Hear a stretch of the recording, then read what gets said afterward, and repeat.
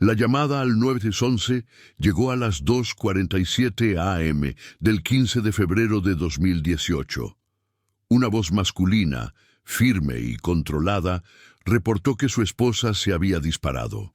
Pero como los investigadores pronto descubrirían, la escena dentro de esa modesta vivienda militar en Fort Carson, Colorado, contaba una historia muy diferente.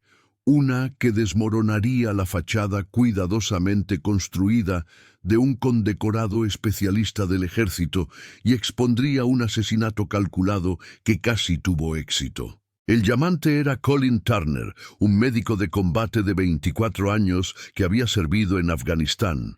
Su esposa, Megan Turner, de apenas 19 años, yacía muerta en el suelo de su dormitorio con un solo disparo en la cabeza. La explicación de Turner era simple. Su joven esposa había estado luchando contra la depresión y se quitó la vida mientras él dormía a su lado. Pero algo no cuadraba.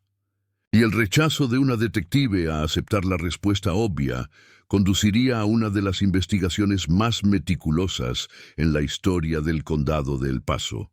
Cuando los alguaciles del condado de El Paso llegaron a la residencia de los Turner en las primeras horas de la mañana, encontraron a Colin Turner esperando afuera, aparentando calma y cooperación. Adentro, la escena era sombría. Megan Turner yacía en el suelo del dormitorio, una herida de bala en su sien derecha, una pistola Glock calibre .40 cerca. A primera vista, parecía ser exactamente lo que Turner había descrito, un suicidio trágico. El arma estaba posicionada cerca de su mano. No había señales de entrada forzada ni evidencia de una lucha. La historia de Turner parecía plausible. Había estado dormido, escuchó un fuerte ruido, despertó y encontró a su esposa en el suelo, verificó su pulso e inmediatamente llamó al 911. Pero la detective Stephanie Neblock, una investigadora veterana de la oficina del alguacil del condado de El Paso, había aprendido a confiar en sus instintos, y sus instintos le gritaban que algo andaba mal. La primera bandera roja fue el comportamiento de Turner. Si bien cada persona procesa el duelo de manera diferente, Turner parecía notablemente sereno para alguien que acababa de perder a su esposa de una forma tan traumática.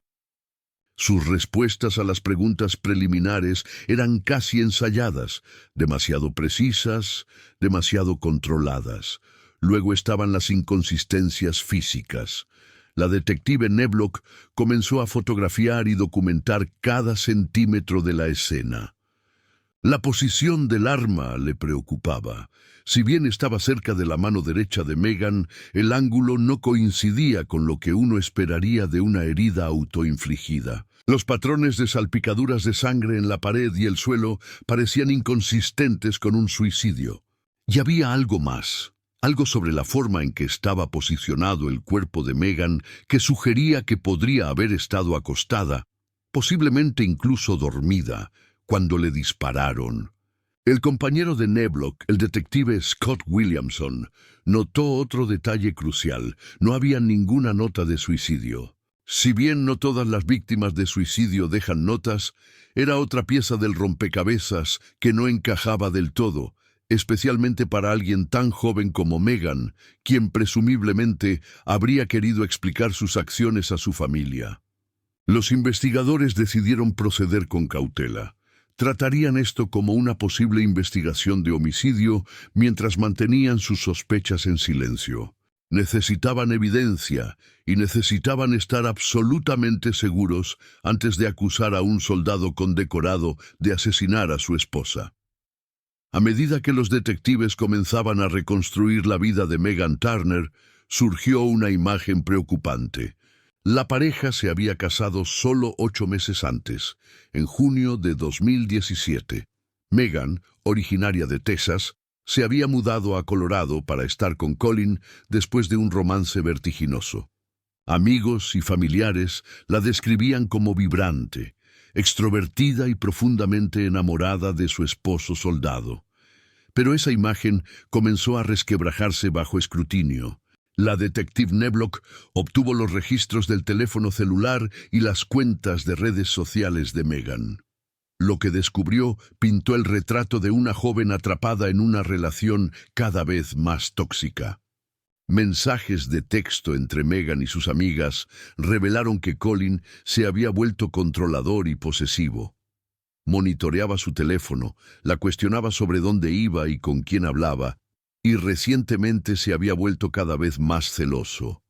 Un intercambio particularmente revelador ocurrió apenas 3 días antes de la muerte de Megan. Le había enviado un mensaje a su mejor amiga en Texas. Ya no sé qué hacer. Él está empeorando. Ni siquiera puedo ir a la tienda sin que me llame 5 veces. Los investigadores localizaron a varias amigas de Megan para entrevistarlas. Una amiga, que pidió permanecer anónima, reveló que Megan le había confiado que estaba pensando en dejar a Colin. Estaba haciendo planes para mudarse de regreso a Texas, posiblemente tan pronto como el mes siguiente. Aún no le había dicho a Colin porque tenía miedo de cómo reaccionaría. Esto era significativo. Si Colin había descubierto los planes de Megan de irse, podría proporcionar un motivo para el asesinato. La detective Neblock necesitaba profundizar más en la relación de la pareja y en los antecedentes de Colin. El historial militar de Colin Turner era impresionante sobre el papel. Había servido con distinción en Afganistán, ganando varias menciones por su trabajo como médico de combate. Sus oficiales superiores lo describían como disciplinado, hábil y completamente comprometido con sus deberes. Era, por todos los informes, un soldado ejemplar, pero los registros militares solo contaban parte de la historia. Los detectives comenzaron a entrevistar a los compañeros soldados y amigos de Turner. Lo que aprendieron sugería a un hombre con 2 caras muy diferentes. Mientras Turner era profesional y competente en el trabajo, su vida personal revelaba patrones preocupantes.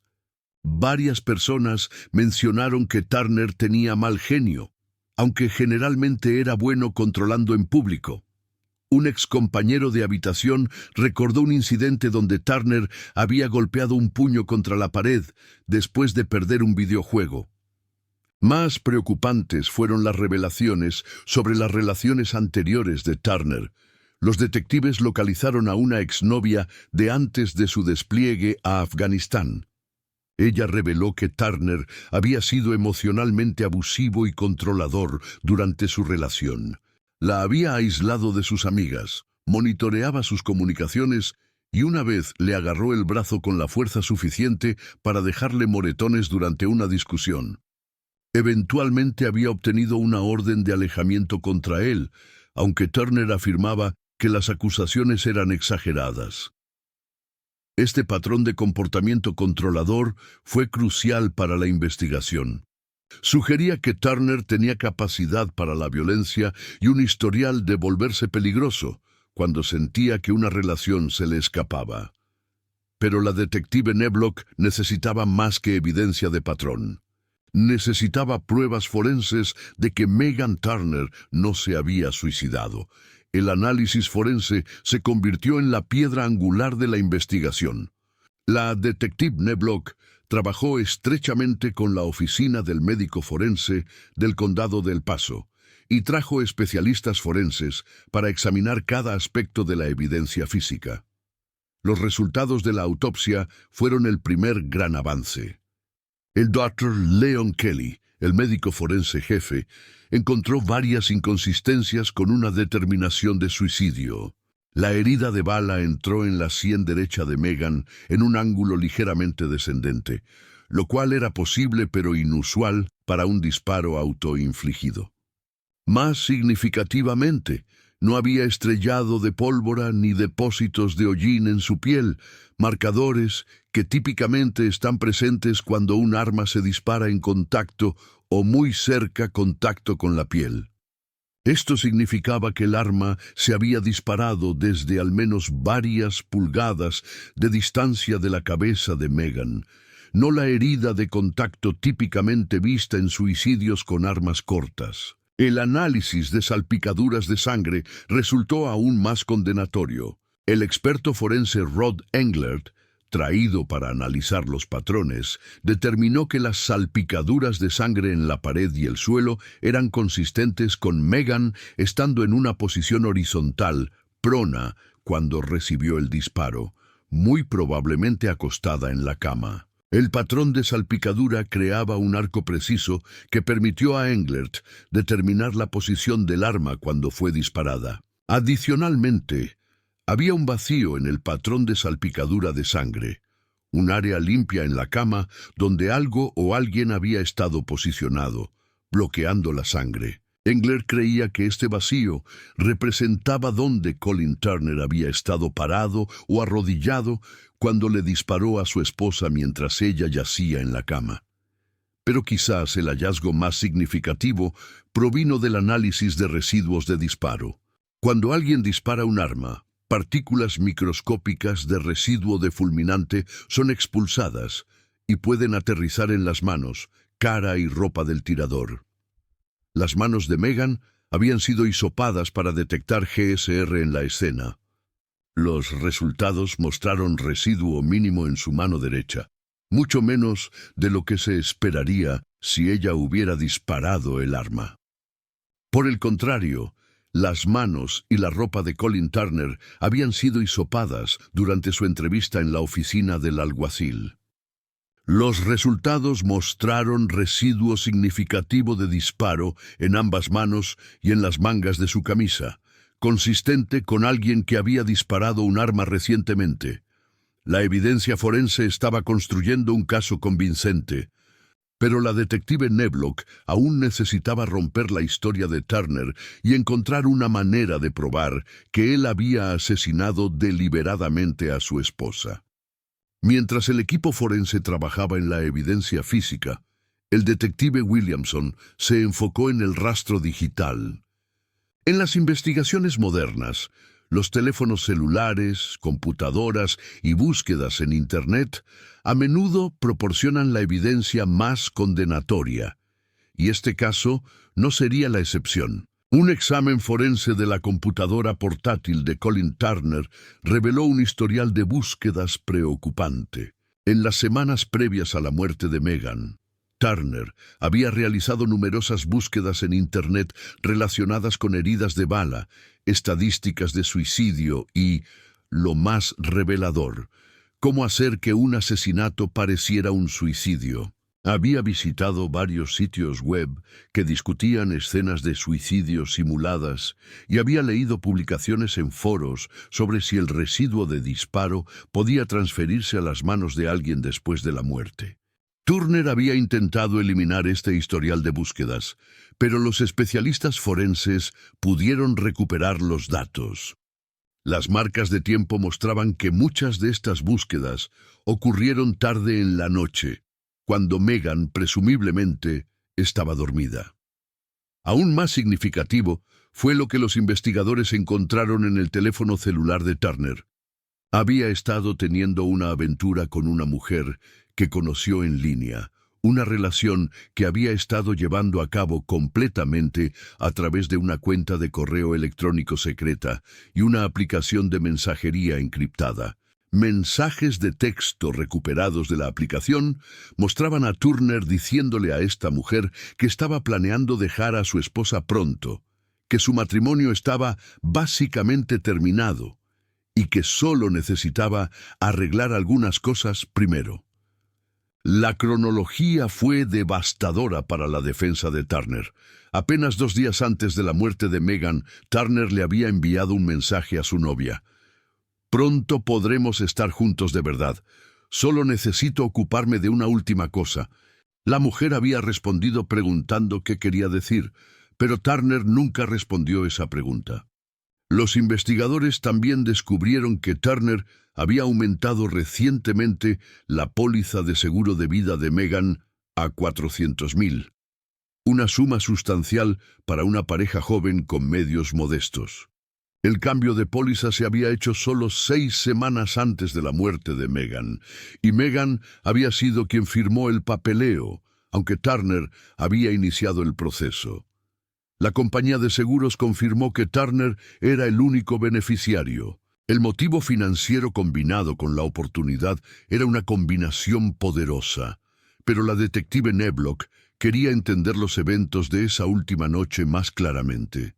¿Qué había sucedido realmente en esas horas antes de que Megan Turner muriera? A través de una combinación de entrevistas a testigos, datos de teléfonos celulares y grabaciones de vigilancia de negocios cercanos, los investigadores pudieron reconstruir una cronología detallada del 14 al 15 de febrero de 2018, el último día de la vida de Megan Turner. El día de San Valentín había comenzado con suficiente normalidad.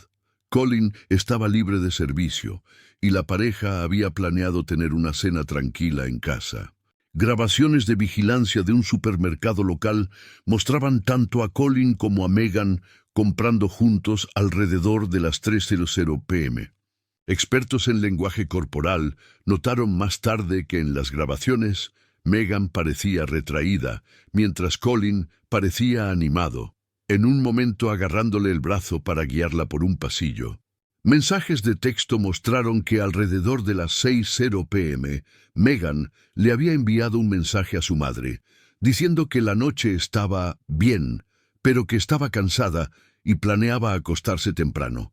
Esto era notable porque la madre de Megan más tarde dijo a los investigadores que su hija había parecido apagada y había acortado su conversación de texto, lo cual era inusual. El vecino de la pareja, que vivía en la unidad adyacente de su complejo de viviendas militares, proporcionó un testimonio crucial. Reportó haber escuchado voces elevadas provenientes de la residencia Turner alrededor de las 9:30 p.m., una voz masculina y una femenina, aunque no pudo distinguir palabras específicas.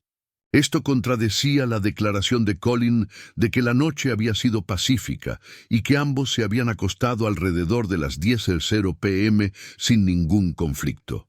Los registros del teléfono celular mostraron que el teléfono de Colin había estado activo hasta casi la medianoche, con varios mensajes de texto enviados a su novia a través de la aplicación encriptada. El último mensaje, enviado a las 11:47 p.m., decía simplemente «Te amo. Hablamos mañana». Luego vino la brecha crucial en la cronología. Entre la medianoche y las 2:47 a.m., cuando Turner llamó al 911, había un agujero negro de información. Sin llamadas, sin mensajes, sin actividad en ninguno de los teléfonos. La detective Neblock teorizó sobre lo que había sucedido durante esas horas faltantes. Basándose en la evidencia forense, creía que Megan se había ido a la cama, probablemente quedándose dormida mientras Colin permanecía despierto. En algún momento durante esas tempranas horas de la mañana, Turner había recuperado su arma de servicio, se había parado sobre su esposa dormida y había disparado un solo tiro en su cabeza. Luego había escenificado cuidadosamente la escena para hacerla parecer un suicidio antes de llamar al 911 con su historia ensayada. La pregunta era, ¿podrían probarlo más allá de toda duda razonable? La detective Neblock sabía que obtener una confesión sería ideal, pero también sabía que Colin Turner era inteligente, entrenado y disciplinado. No cedería fácilmente. Sin embargo, decidió traerlo para una entrevista formal, una vez que la evidencia forense hubiera sido recolectada y analizada. El 2 de marzo de 2018, 15 días después de la muerte de Megan, se le pidió a Turner que viniera a la oficina del alguacil para una entrevista de seguimiento. Llegó con su abogado militar de defensa, lo cual era su derecho, pero también señalaba que entendía que estaba bajo serio escrutinio. El video de la sala de interrogatorios, que luego sería reproducido en el juicio, mostraba a un Colin Turner notablemente sereno. La detective Neblock y su compañero comenzaron con preguntas fáciles, permitiendo que Turner se relajara y repitiera su versión de los eventos. Turner mantuvo su historia. Había estado dormido, escuchó el disparo, despertó para encontrar a Megan muerta e inmediatamente llamó pidiendo ayuda. Afirmó que no tenía idea de que su esposa fuera suicida, que su relación era sólida y que su muerte había sido un shock total. La detective Neblock lo dejó hablar. Luego comenzó a introducir inconsistencias. «Colin, quiero mostrarte algo», dijo, deslizando una fotografía a través de la mesa. Mostraba el vacío de salpicadura de sangre en la cama. «¿Puedes explicar qué pudo haber causado este patrón?» Turner estudió la foto, su expresión neutral. «No lo sé, no soy un experto forense. Pero eres médico», insistió Neblock. «Has visto heridas de bala. ¿Esto parece donde alguien se posicionaría para dispararse en la cabeza?» El abogado de Turner interrumpió, pero la semilla había sido plantada. Neblock continuó, presentando metódicamente pieza tras pieza de evidencia. La falta de herida de contacto, los hallazgos de residuos de disparo, el historial de búsquedas en Internet. Con cada revelación, la compostura de Turner se resquebrajaba ligeramente. Sus respuestas se volvían más defensivas, más evasivas. Cuando se enfrentó a su aventura y los mensajes secretos, afirmó que era solo texto y nada serio. Cuando se le preguntó sobre el aumento de la póliza de seguro de vida, dijo que había sido idea de Megan, una afirmación que su familia negaría vehementemente más tarde.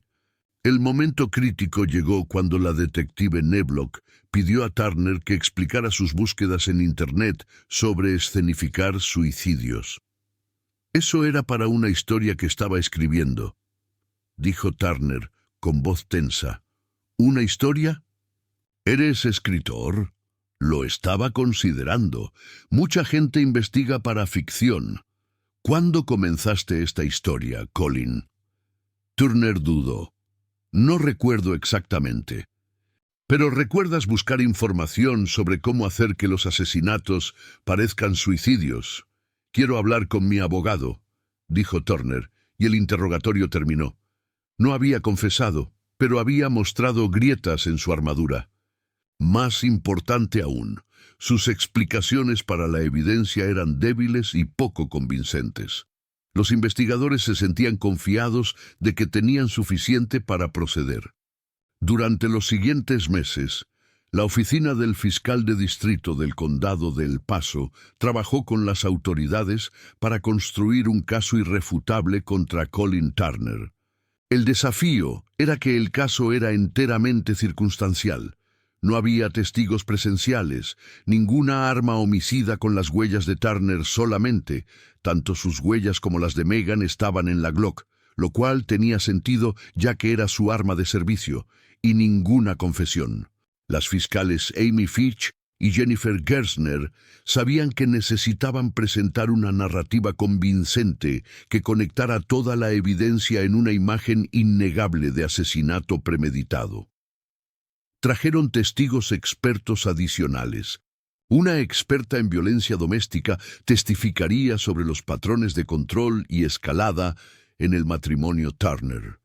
Un experto en forense digital guiaría al jurado a través de las condenatorias búsquedas de Internet de Turner. El analista de salpicaduras de sangre usaría simulaciones por computadora para demostrar exactamente cómo Megan había sido posicionada cuando le dispararon.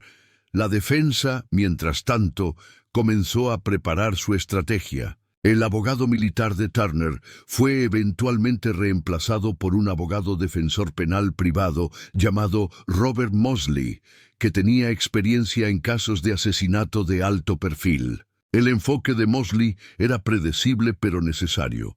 Argumentaría que la evidencia era consistente con suicidio, que Megan había estado deprimida y que los investigadores habían llegado a conclusiones precipitadas contra un veterano condecorado.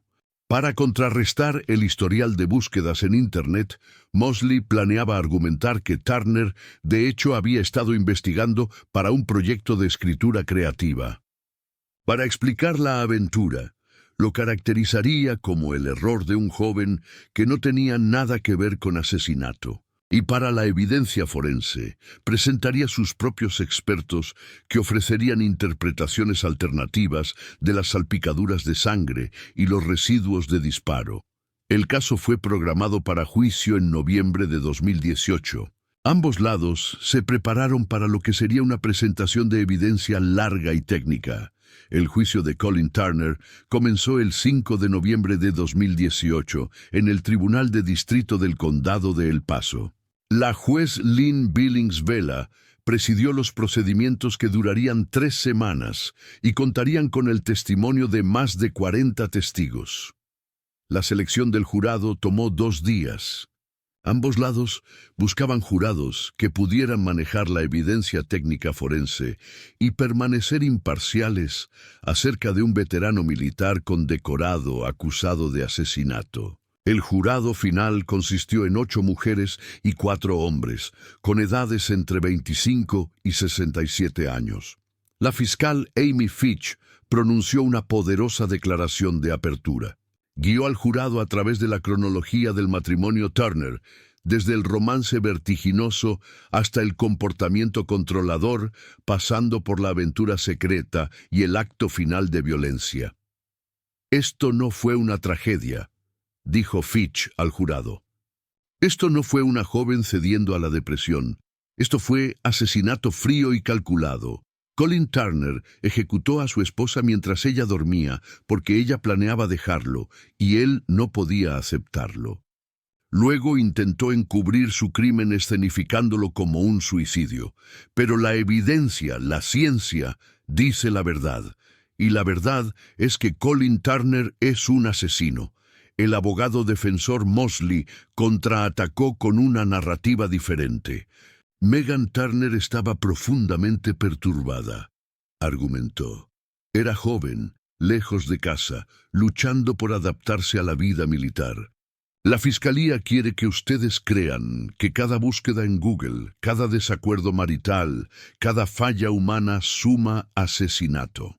Pero la explicación más simple, la explicación veraz, es que Megan se quitó la vida en un momento de desesperación. Y las autoridades, incapaces de aceptar esa tragedia, han decidido destruir otra vida procesando a un hombre inocente. Las líneas de batalla estaban dibujadas. El caso de la fiscalía se desarrolló metódicamente durante 2 semanas.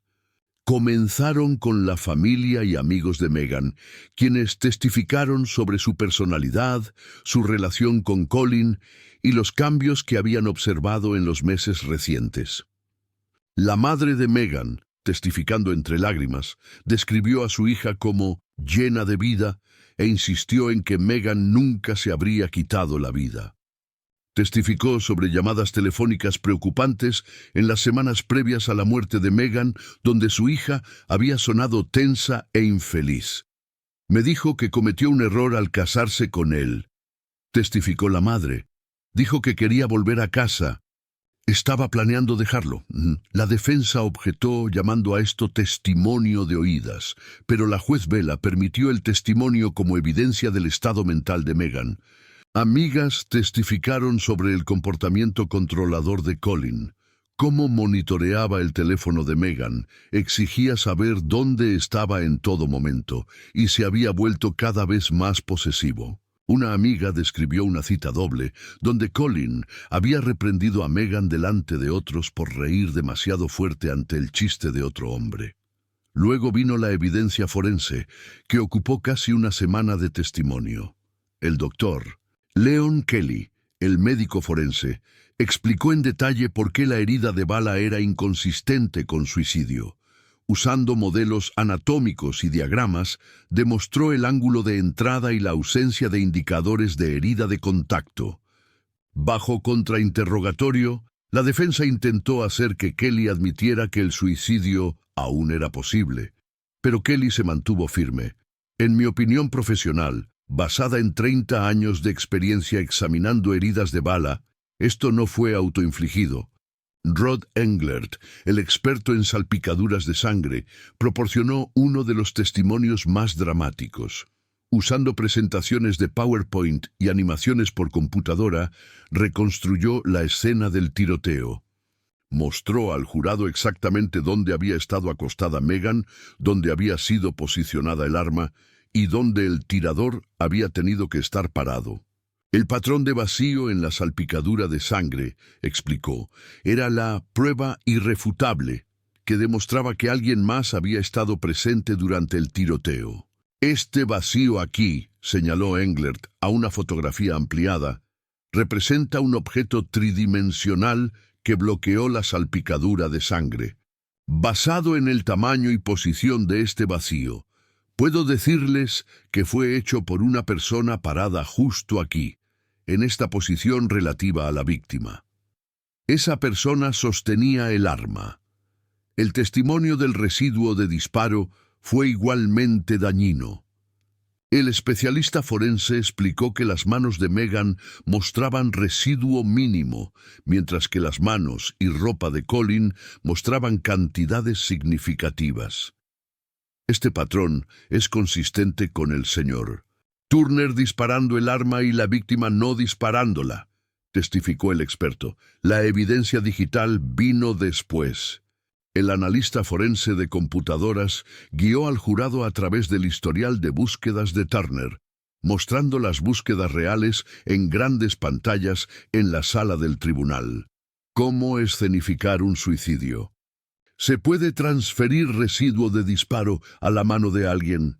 ¿Hacer que un asesinato parezca suicidio? Las marcas de tiempo mostraban estas búsquedas ocurriendo a las 12:00 am, 3:00 am, noches tarde, cuando Megan estaba presumiblemente dormida. Los fiscales entonces introdujeron la aventura de Turner como evidencia. La novia, una mujer joven que parecía devastada por testificar, leyó partes de los mensajes de Turner en voz alta. Cuando llegó al mensaje enviado 2 días antes del asesinato, pronto podremos estar juntos de verdad. Solo necesito ocuparme de una última cosa. Varios jurados reaccionaron visiblemente. La evidencia de la póliza de seguro se presentó a través del testimonio del agente de seguros que había procesado el aumento de la póliza. El agente confirmó que Colin había iniciado el aumento y que el pago de $400,000 habría proporcionado recursos financieros significativos para un joven soldado alistado. Finalmente, la detective Neblock tomó el estrado y guió al jurado a través de toda la investigación. Explicó sus sospechas iniciales, la recolección metódica de evidencia y la creciente prueba de que esto no era un suicidio. Las partes del interrogatorio de Turner fueron reproducidas para el jurado, mostrando sus respuestas evasivas y su negativa final a explicar la evidencia en su contra. La fiscalía cerró su caso después de 12 días de testimonio. Habían presentado un caso científico y completo de que Megan Turner había sido asesinada por su esposo.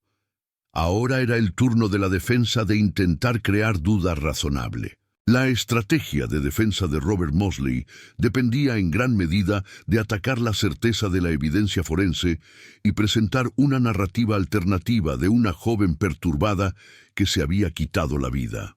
La defensa comenzó llamando a varios colegas militares y oficiales superiores de Turner. Testificaron sobre su excelente carácter, su dedicación como médico, su servicio a su país. Lo describieron como disciplinado, controlado y completamente profesional, no alguien capaz de asesinato. Un oficial testificó que Turner había salvado vidas en Afganistán y siempre había puesto a otros primero. «Es un héroe», dijo el oficial. «La idea de que lastimara a alguien, especialmente a su esposa, es incomprensible para mí». Mosley luego se dirigió a la evidencia forense, llamando a sus propios testigos expertos para contrarrestar el caso científico de la fiscalía. Un patólogo forense de la defensa testificó que, aunque poco común, la herida de bala podría haber sido autoinfligida. Sugirió que Megan pudo haber sostenido el arma en un ángulo incómodo, lo que podría explicar la trayectoria. Bajo contrainterrogatorio, sin embargo, la fiscal Fitch logró que el experto de la defensa admitiera que había revisado menos de 50 casos de suicidio en su carrera.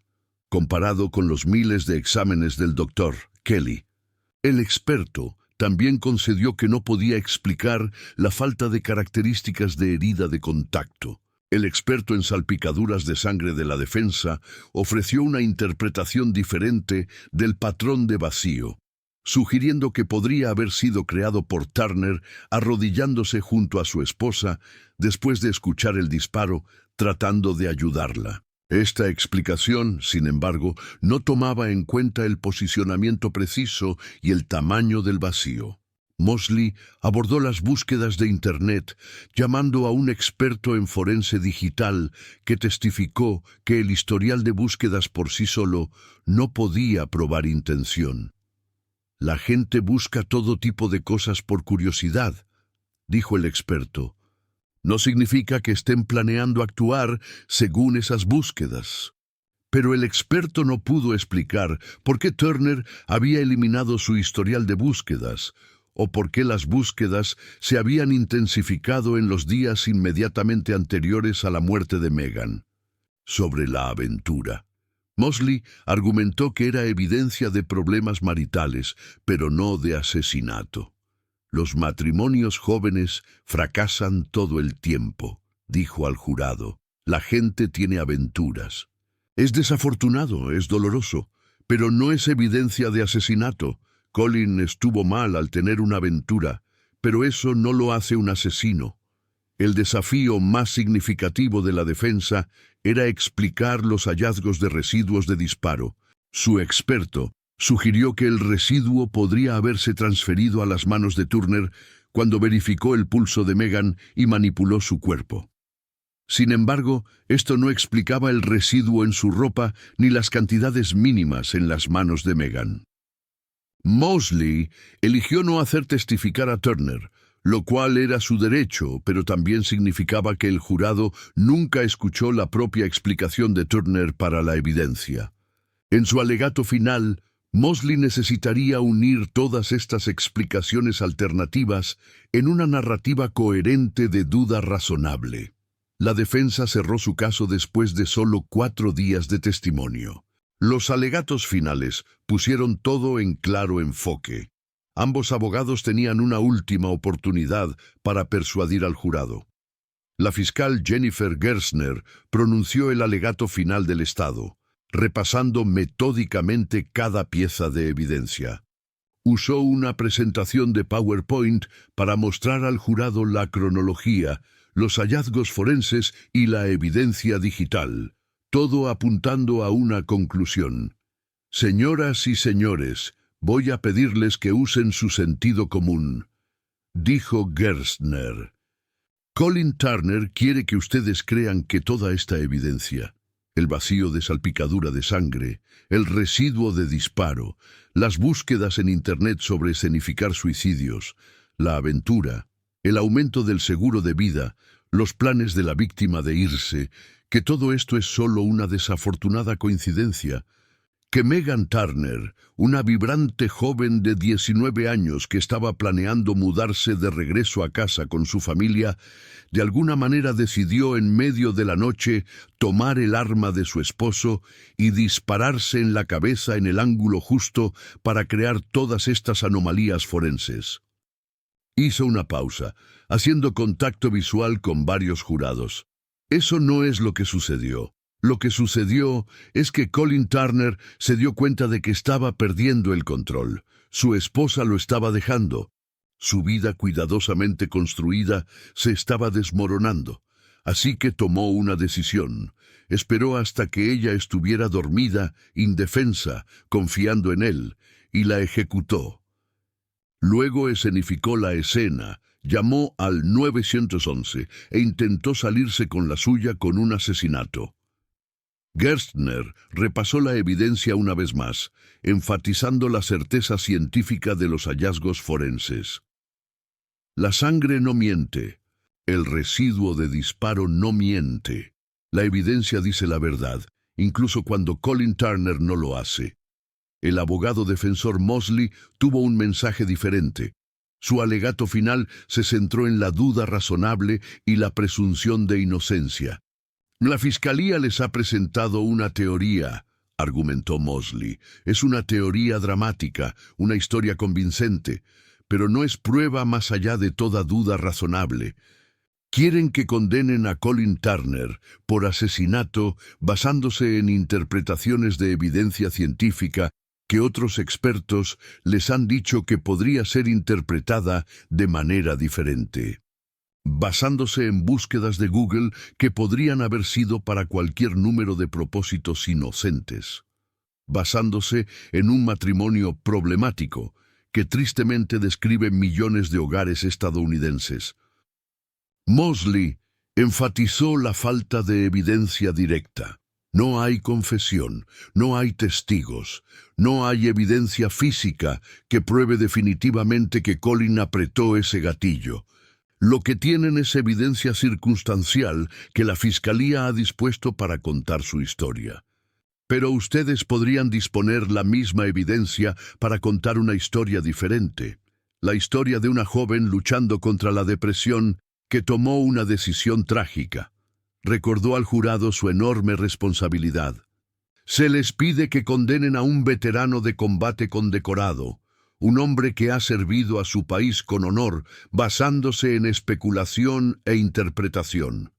Eso no es prueba más allá de toda duda razonable. Eso no es justicia. La réplica de la Fiscalía, entregada por Amy Fitch, fue breve y poderosa. La defensa quiere que ustedes crean que hemos construido este caso de la nada, pero no construimos nada. Seguimos la evidencia. Dejamos que la ciencia nos guiara. Y la ciencia nos llevó directamente a Colin Turner, cada única vez. Mostró la foto de Megan Turner en la pantalla detrás de ella. Megan merece justicia, merece la verdad. Y la verdad es que el hombre en quien confiaba, el hombre con quien se casó, el hombre que se suponía debía protegerla, la asesinó a sangre fría. No dejen que se salga con la suya. El jurado comenzó las deliberaciones el 21 de noviembre de 2018, a las 2:00 p.m. El jurado deliberó durante 2 días y medio. Durante ese tiempo, solicitaron revisar varias piezas de evidencia: las fotografías de salpicaduras de sangre, el análisis de residuos de disparo, el historial de búsquedas de Internet de Turner y partes del testimonio de la detective Neblock. La duración de la deliberación sugería que el jurado estaba tomando su responsabilidad seriamente, revisando cuidadosamente la extensa evidencia técnica. Para las familias de ambos lados, la espera era angustiosa. El 24 de noviembre de 2018, a las 4:30 p.m., el jurado envió un mensaje a la juez Vela de que habían alcanzado un veredicto. La sala del tribunal se llenó rápidamente mientras abogados, familiares, medios y espectadores tomaban sus asientos. Colin Turner se sentó en la mesa de la defensa con su uniforme militar de gala, su expresión ilegible. La familia de Megan se sentó en la primera fila de la galería, su madre agarrando una fotografía de su hija. La juez Vela hizo las preguntas estándar. ¿Ha llegado el jurado a un veredicto? La presidenta del jurado confirmó que sí. ¿Es unánime el veredicto? Lo era. El secretario del tribunal tomó el formulario de veredicto y leyó en voz alta. En el caso de el pueblo del estado de Colorado contra Colin Turner, por el cargo de asesinato en primer grado, el jurado encuentra al acusado culpable. La sala del tribunal estalló. La madre de Megan se derrumbó en sollozos. Varios familiares se abrazaron. El rostro de Turner palideció, pero no mostró otra reacción. Sus padres, sentados detrás de él, permanecieron congelados en estado de shock. La juez Vela llamó al orden consumazo y agradeció al jurado por su servicio. Turner fue inmediatamente puesto bajo custodia, esposado y sacado de la sala del tribunal. El jurado había hablado. Habían creído en la evidencia. Habían encontrado que Colin Turner había asesinado a su esposa. El veredicto representó la culminación de la meticulosa investigación de la detective Stephanie Neblock, el análisis científico del equipo forense y la presentación metódica de la evidencia por parte de la Fiscalía. A pesar de la falta de testigos presenciales o confesión, el jurado había encontrado el caso circunstancial convincente y la evidencia científica persuasiva.